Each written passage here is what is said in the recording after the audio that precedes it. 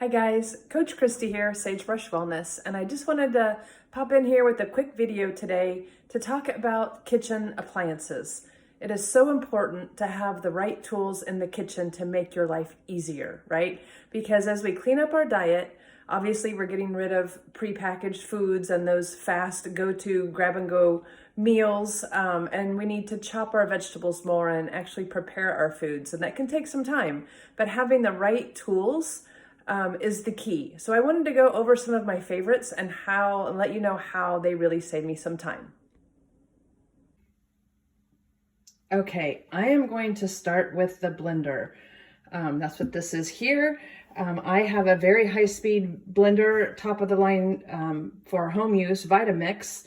And these have like a, I don't know, crazy 7-year warranty or something, and they pretty much will liquefy anything. I can even make rice powder or rice flour out of rice granules. That kind of stuff is super powerful. You don't need one this powerful. You don't need to spend $400 on a blender. Get a good one though from the store, one that's gonna at least blend up ice, right? If you're gonna make a smoothie.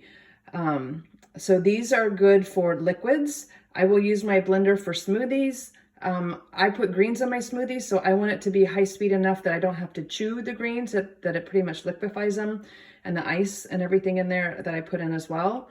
I will also use this to blend up soups sometime. I'll cook them in the pot and then transfer them over to the blender to, make like a creamy potato soup or butternut squash soup or something like that.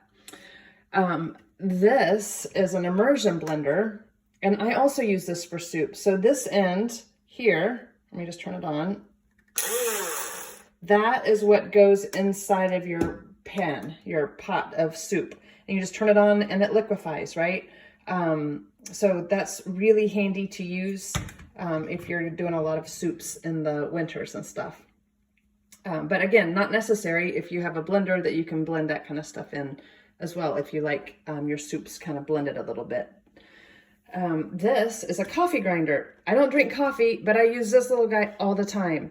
The main thing I use it for is to blend up spices. I can grow spices in my garden and turn them into a powder form, or I can put in, mostly I use this for whole flax seeds. I buy them whole because the pre-ground ones go rancid pretty quick. So whole flax seeds in here, grind it for a little bit, and voila, you have ground up flax meal that you can use. And I grind up just enough that I can store for a couple weeks in the fridge, and then I put the other ones back up in the cupboard till next time I need them.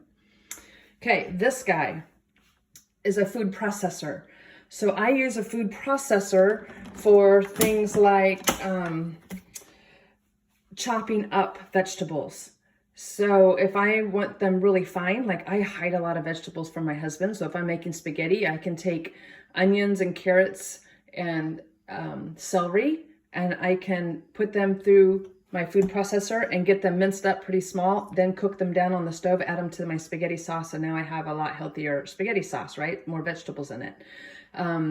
You can just pulse it and not have it chop up so fine, but it's really good for chopping up things. I will also make a mashed potatoes. My mashed potatoes are mostly cauliflower, a whole head of cauliflower with just one white potato, and then I blend everything in here. If you do all potatoes, the starch in the potatoes get it kind of gummy, but doing the cauliflower with just one potato in there makes it perfect consistency. Add a little bit of almond milk and some dairy-free butter and salt, and I'm good to go. So those are the different kitchen appliances that make my life so much easier.